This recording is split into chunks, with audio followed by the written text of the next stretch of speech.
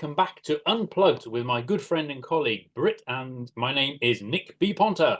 I am a corporate English trainer based from Bielefeld. I teach in companies or train in companies and online. Our biggest focus is on motivation, communication skills, which leads nicely into today's lesson. I'm also a published author, and I make all of our own material as well. We live and breathe customized English. Britt, over to you.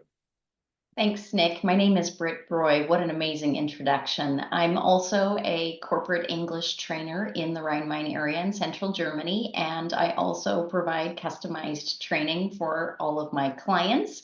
I'm also an adjunct lecturer at the University of Applied Sciences in Mainz.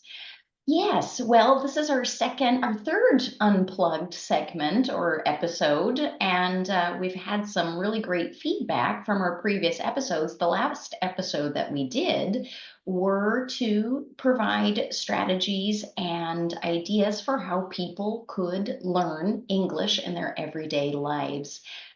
We provided some really, really great ideas, I think, and we've got a lot of great feedback. So what are we going to be talking about today, Nick? Today is what I believe one of the most difficult subjects for us trainers to broach in a lesson: pronunciation. It's a very, very difficult subject because who's to say who's right and who's wrong? So I believe it's a difficult subject not only for us as trainers, it's also difficult for our students, especially when they come from different regions, different countries. And as we all know, English is just so unphonetic, really unphonetic. So, Britt, do you actually train pronunciation in your lessons? It's a great question, Nick, and I think you have introduced the subject brilliantly. I do practice pronunciation with my students. I'm actually teaching a few people who want to specifically focus on pronunciation. And the thing that you said, English is unphonetic. And I think before we get started into this subject, we should just clarify what unphonetic means for the people out there who aren't English trainers. Unphonetic means that the language isn't spelt as it is pronounced, or it's not pronounced as it is spelt, much in the way that Romance languages are pronounced how they're spelled. German is pronounced how it is spelled. So English is not phonetic, and it has a lot of irregular spellings, and it's very, very, very challenging for native speakers as well as non-native speakers to learn how to pronounce and spell. As a matter of fact, in the United States, where I'm from, maybe some of our listeners or viewers have seen some of the Hollywood movies that focus on spelling bees, which are these contests which are held for primary age schoolers or pupils, where they have to stand in front of a big group of people and they're given a word and they have to spell it correctly. And that indicates that in English, we have to memorize spelling because we do not speak the way the word is spelled. So it's a very, very challenging subject, and I'm really excited to dive into it with you today. Me too. Thank you very much for that. And let's get going.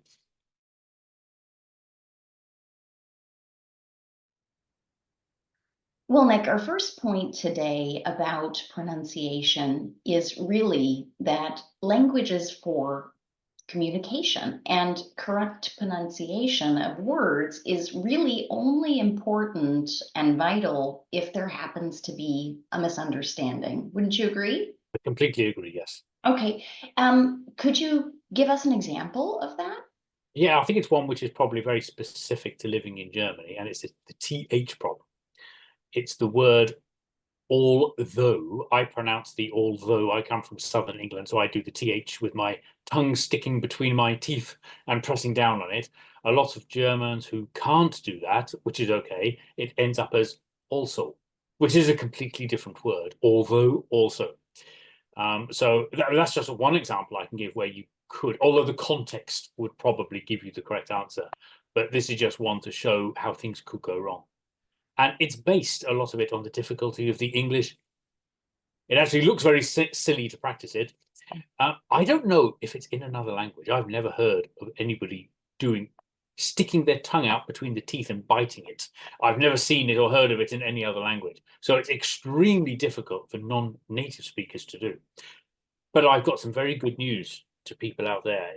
The ones of you who were forced in school to stand up and stick your tongue out at your teacher, without being rude, of course, and biting on your tongue to do the English TH. A lot of native speakers don't do the TH either. If you go to the southern area of the UK, the London area, they pronounce it like an F, I think, instead of I would say I think. The Irish might say I think, and the Germans who don't do the TH might say I think. So don't worry, everyone out there, if you can't do the TH. Lots of native speakers don't do it either. Britt, have you got any other examples? Well, I do actually, but just before I go into some other examples, I actually teach my students a workaround because it gets especially tricky when the TH is in the middle of the word, for example, with the word close. And the TH, I don't believe is a very common phonetic sound, actually. I think in my linguistics courses at university, I think the proper term is a dental fricative, but it was a long time ago, and I don't really remember if that's the correct classification of this sound. But as far as I remember, only some indigenous languages in North America have this dental fricative. So it is actually quite a rare sound.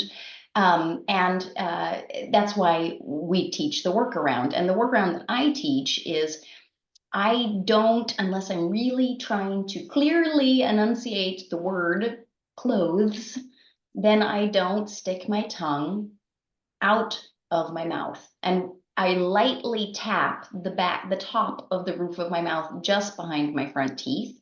And you can barely hear the TH. So when I say the word clothes, I say close, like close the door. Yes. And so that is a really quick workaround. And if I'm speaking to other native speakers, I don't say clothes, I say clothes. My clothes are dirty. I have to wash the clothes. And of course, the context tells you everything. You're not saying I'm closing the door. So no, correct. So, but other examples I have of this is actually kind of a recent example. We have now this very popular word in social media, and it's become quite a popular word also in German, is the word cringe. And the GE can also be this diphthong, is very, very challenging for people. And sometimes they mix it up with the word Grinch, which is a green, grumpy, monster-like character who detests Christmas and wants to ruin everyone's Christmas. So we have the word cringe and Grinch.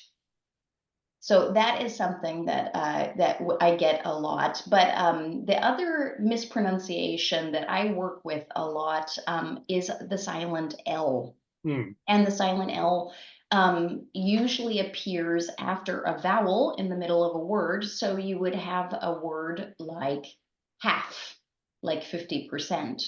And you can lightly say half, but it just elongates the A sound. So the vowel then becomes a bit longer. Another example would be the word salmon. Again, no one pronounces the L. So the other thing also that we work with is the intonation of nouns that are spelled the same way as a similar verb. So you would have the noun record, like these big black discs that we used to use to listen music on. They've made a comeback in recent years, and I hope they do because the sound quality is lovely. But when we use this word as a verb, the intonation is different. It's to record. So the emphasis or the stress is on the first syllable in the verb. So these are the kind of things that I teach in my lessons. And, you know, I try not to spend too much time, and maybe you would agree, I try not to spend too much time practicing pronunciation because for some people with very, very strong accents, it can be completely demotivating. And Yeah. that is the opposite of what our goal is in our language training. And of So, course, it doesn't lead to what you're talking about here. It doesn't lead to misunderstandings if the people say salmon instead of salmon. It's not the end of the world.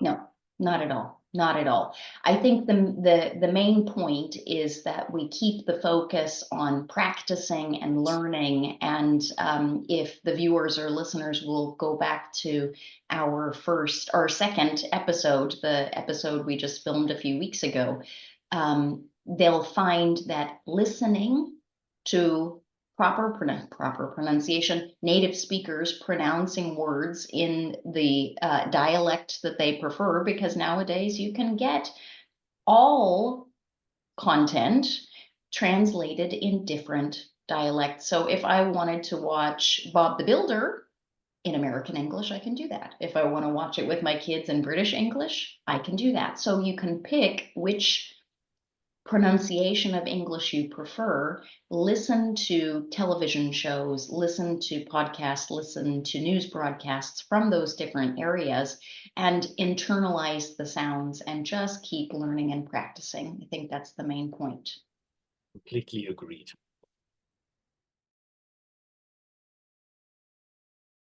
And break into our second point in a moment is there a standard English? A few moments ago, Britt mentioned about speaking proper English, but this is now the central point. What is correct English? Is there a correct German? Is there a correct French? There is a standard taught in schools. I believe this is an extremely difficult subject to identify, and I don't think there really is a correct answer. And we did mention that language is for communication, and we're here to try to motivate people.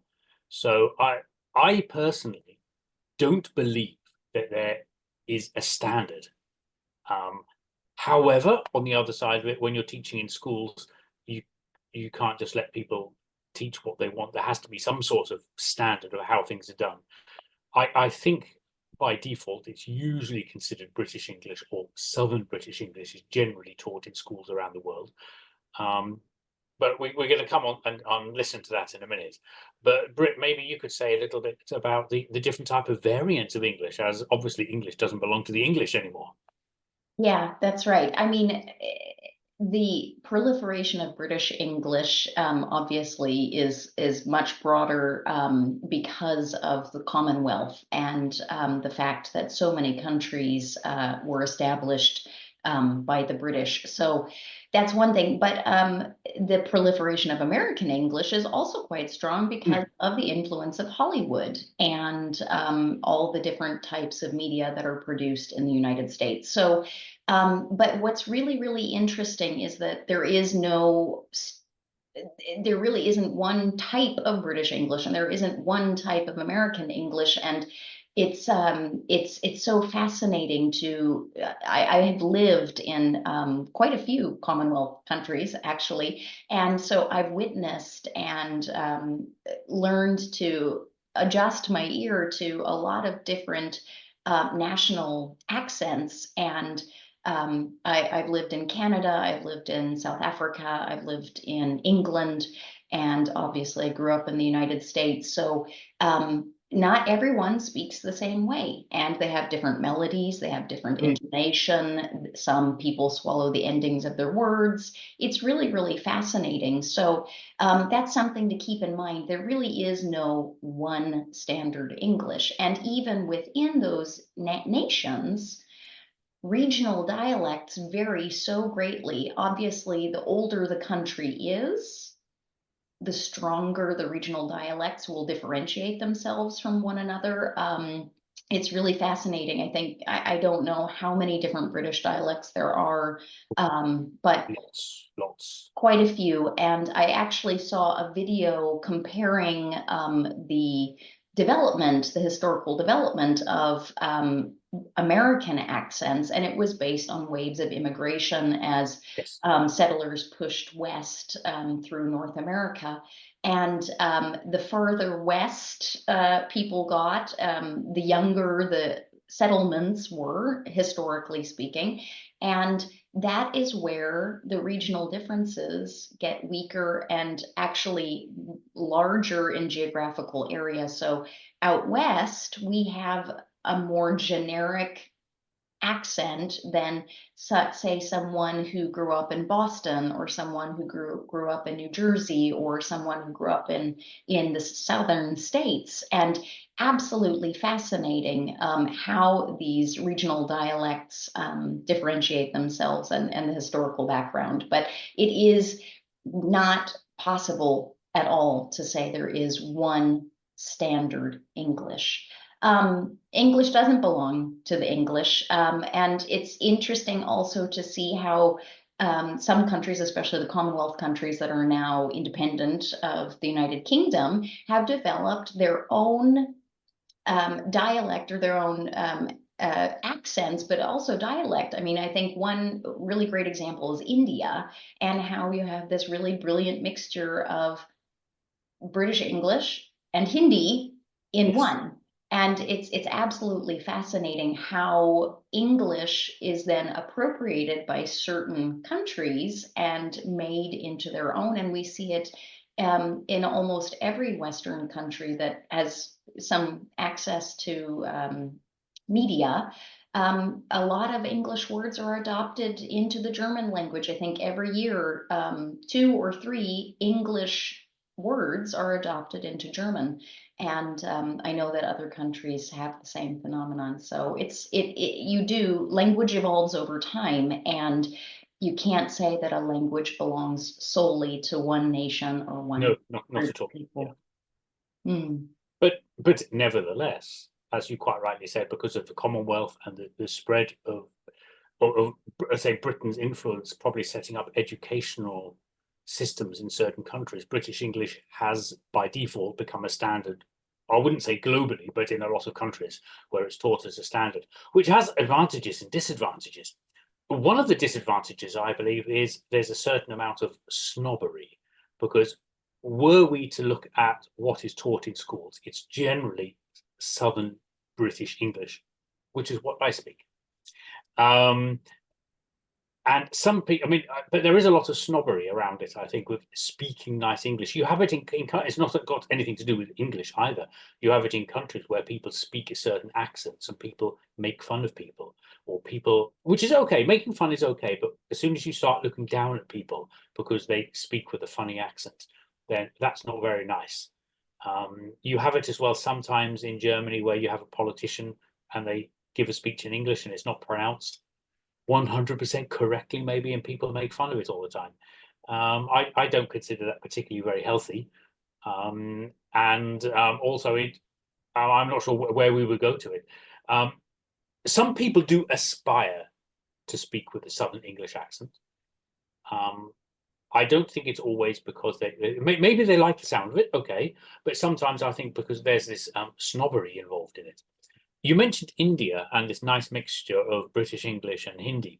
I was asked by somebody from an Indian university student, I think last year or the year before, what his English sounded like, if he sounded Indian. And I said to him, well, you are Indian. I mean, of course I can hear you're Indian and you have a slight Indian accent, yes. And he said to me that his university professor trying to say that he must speak English with an English accent because he represents himself better.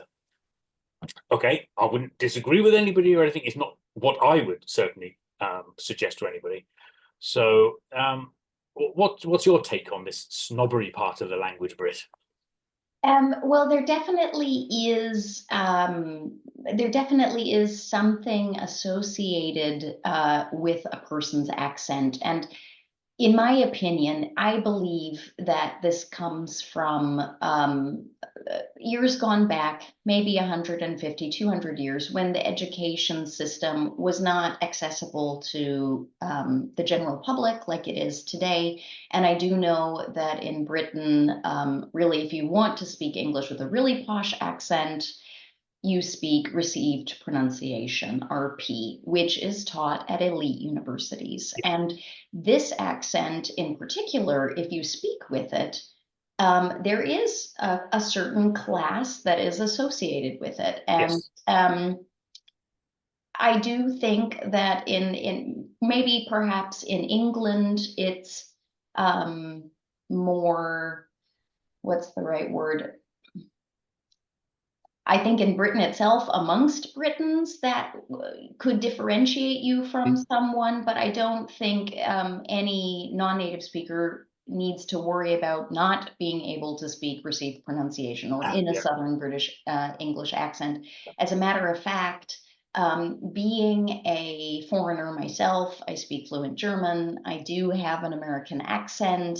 I do get made fun of sometimes, but it is a part of my identity, and my cultural identity is I'm an American who has been living in Germany since 1999, and it is a really wonderful opportunity for people to realize you come from a different place and you have a different cultural background, and the way that you see things is possibly different from the way that they see things. And I think it's a really wonderful thing, and you can wear it with a badge of pride.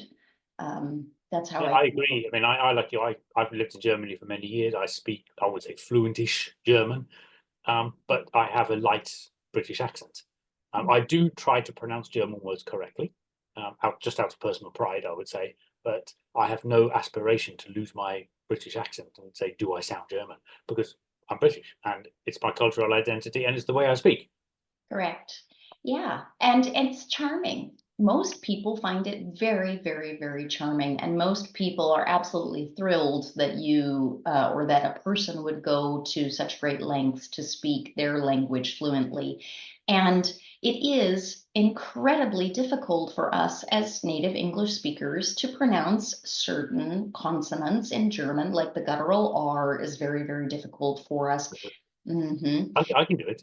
I can do it too in some words, Yeah, but in other words, yeah, that isn't the R that isn't guttural is still very difficult for me to pronounce, and that's where the kaugummi or the chewing gum English comes in, yeah. and that's fine for me. But I think it is very difficult to change an accent completely unless you are an absolutely gifted language learner. It's very, very difficult to speak without an accent at all. And I think it's a waste of time and energy to completely focus on that. Yes, I mean, you we have should to make, remember that we're language trainers in companies, and the people we train are not living in a native speaker country. So if people wanted or had the aspiration to speak with a better accent, they would probably have to immerse themselves in a culture where English is around them. And that's not our field of business.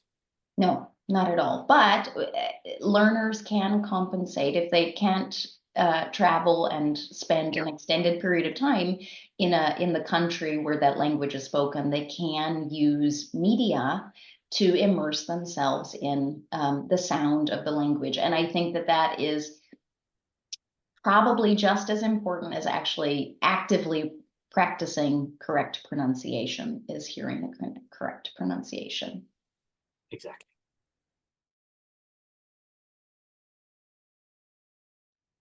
So, Britt, I think we've agreed that English must be pronounced that people can understand it. So it's a tool of communication and shouldn't be a tool of snobbery or elitism. And it's extremely difficult for us to train people and sometimes demotivating were we to push people all the time to speak it as I speak English or you speak English.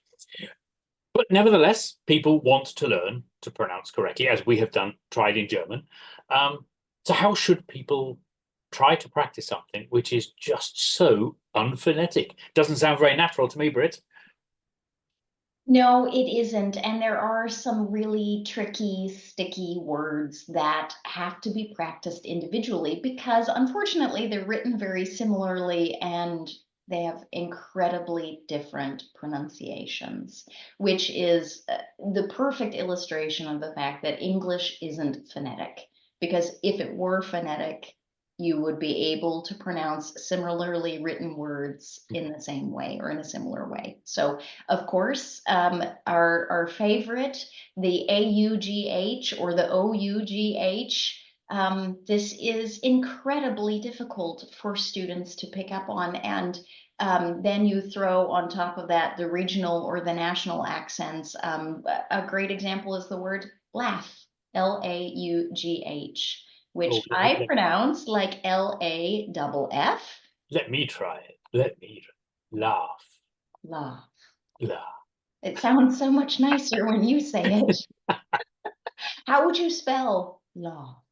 Laugh. I mean, why do we need a U, a G, and an H? I mean, what do they do there? They're just hanging around, aren't they? It's Well, the UGH spells, which I think is a really great symbol of the frustration that pronunciation causes our students. But I mean, the list goes on and on. We have and there are lots of poems out there with practicing this. It's actually quite funny sometimes. It is really funny, but I mean, we have through and thought and thorough and tough and trough, and it's exasperating. And unfortunately, each of these words are pronounced differently, and they have to be pronounced, or the pronunciation needs to be practiced on a word by word basis.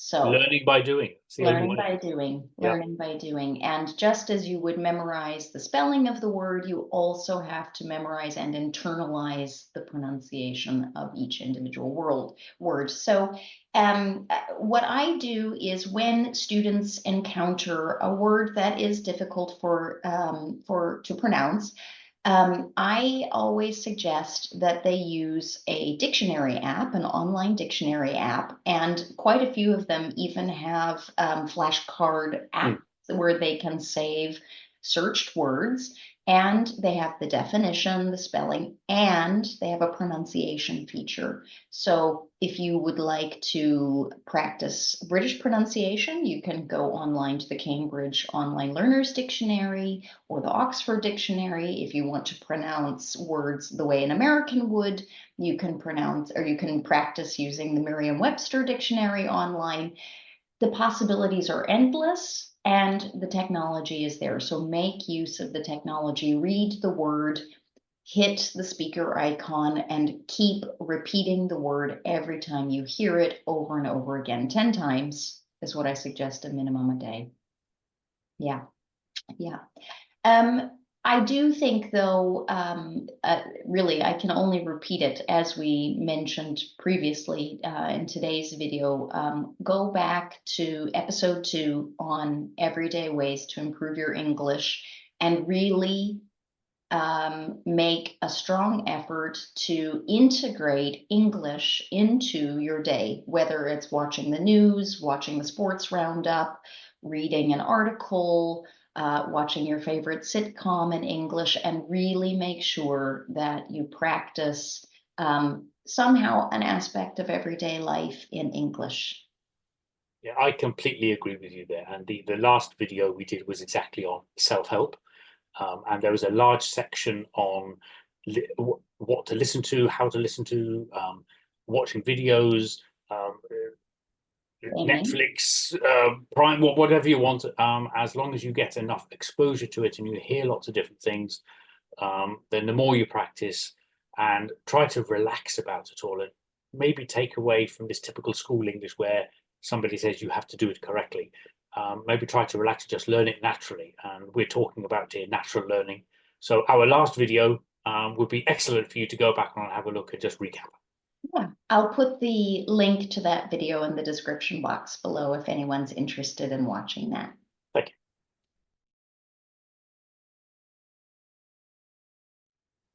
you. Okay, Nick, so let's finish off our talk for today. We spoke today about accuracy in pronunciation and the need to focus really on communication and only focus on pronunciation unless there's some kind of misunderstanding. That's when you should focus on pronunciation. We talked a lot about our last video, obviously, and all the great tips we provided in that episode, but we've got another episode in the works. What's our topic going to be? It is, again, this lovely word communication, but this one, accuracy versus communication. In other words, correct grammar versus achieving a task, even if there are mistakes. So that's what we're going to discuss in the next session. Wonderful, wonderful. It's a really great topic. I can't wait to talk about it with you. Is there anything else you'd like to say to close for today, Nick?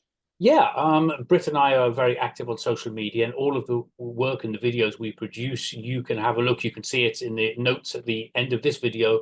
We're available on Instagram, Facebook, obviously LinkedIn, and YouTube as well. And all of our links can be found at the bottom after this. Yes, and don't forget to like and subscribe to our channels. That helps us grow and helps us spread all of these amazing English learning tips for all of you. And thanks for taking the time to watch our video. Thanks for supporting English Unplugged. And Nick, thank you once again for taking the time to talk to me about English learning. You're Have a welcome. It was a wonderful night. pleasure to be with you as well. And maybe one final closing part. If anybody has any comments or would like to share experience on any of our social media channels, please feel free to comment and we will get back to you. So, Britt, thank you very much for leading this today. It was really nice talking with you again. And I look forward to our next session. As do I. All the best, Nick. Take And care. goodbye, everybody. Bye-bye. Bye-bye.